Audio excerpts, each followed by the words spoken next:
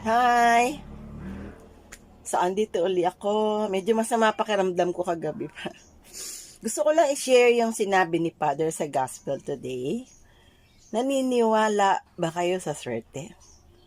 At saka yung sinasabi nilang pang-drive ng malas? Like yung pagpapaputok, na pag nilakasan daw ang paputok, mas maraming swerte at mas maganda ang dating sa buhay. At pag gumamit daw ng paputok ay mawawala ang masasamang espiritu. At ang isa pang sinasabi, swerte raw ang pagsusuot ng mga charms, ng mga bilog-bilog, which is not true daw, sabi ni Father. Ang swerte raw ay nakukuha sa pagsisikap. Hindi siya tinatawag na swerte. Siya ay bunga ng ating mga pagsisikap. So, sarili nating